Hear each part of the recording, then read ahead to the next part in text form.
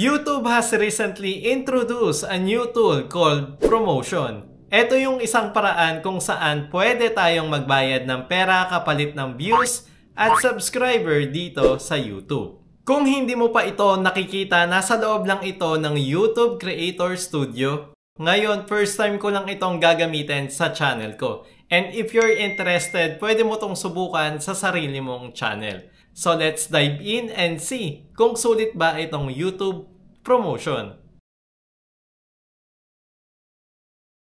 Dito sa channel ko, punta lang tayo sa Manage Video, Content, tapos dito natin makikita yung Promotion.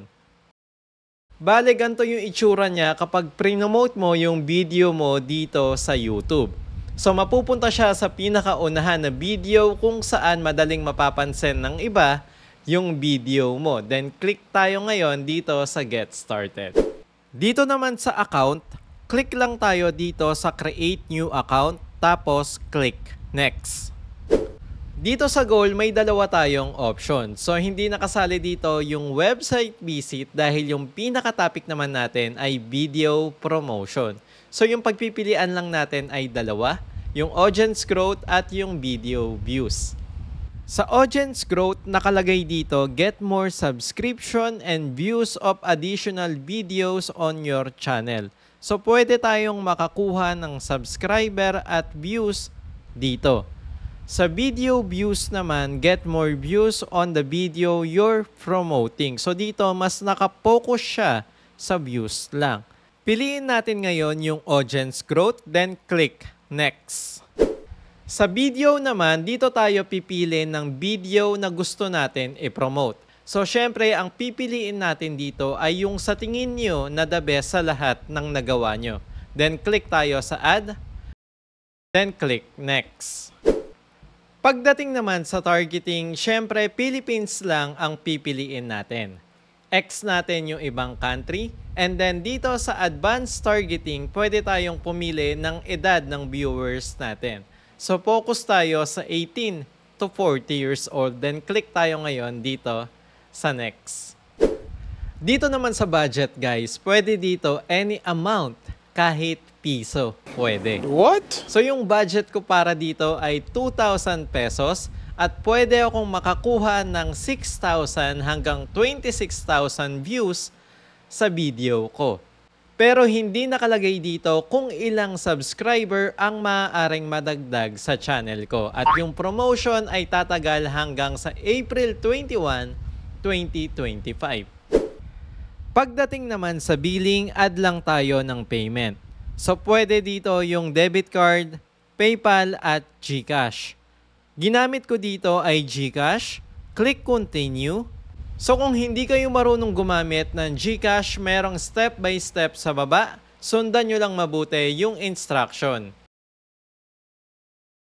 Pagkatapos mong i-scan yung QR code ng GCash, click tayo ngayon dito sa Payment Settings at piliin ang Manual Payment.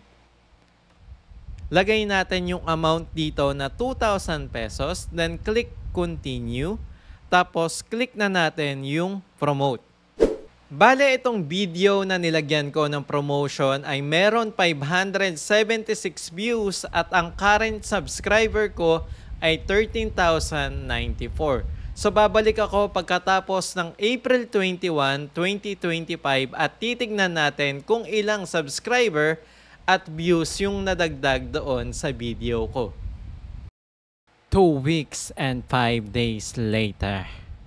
Bago tayo magtungo doon sa resulta ng YouTube promotion, so meron lang akong lilinawin about doon sa budget. So meron akong nabanggit doon na mali.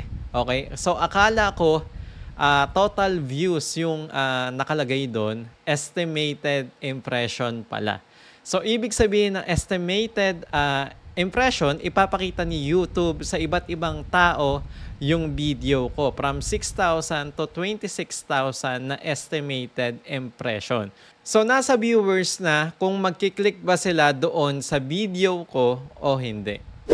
And then during promotion, share ko lang sa inyo yung naging experience ko. Baka matanong nyo rin sa channel ko, bakit nag-promote ako ng video, bakit walang views, walang like?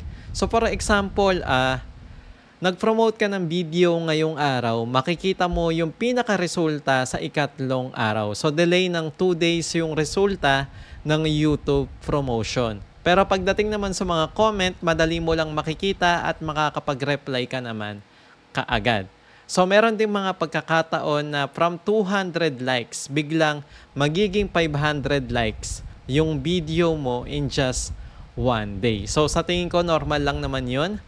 At eto na yung resulta ng YouTube promotion. So, yung promotion impression, umabot siya ng 118,000 na dapat ay 6,000 up to 26,000 lang.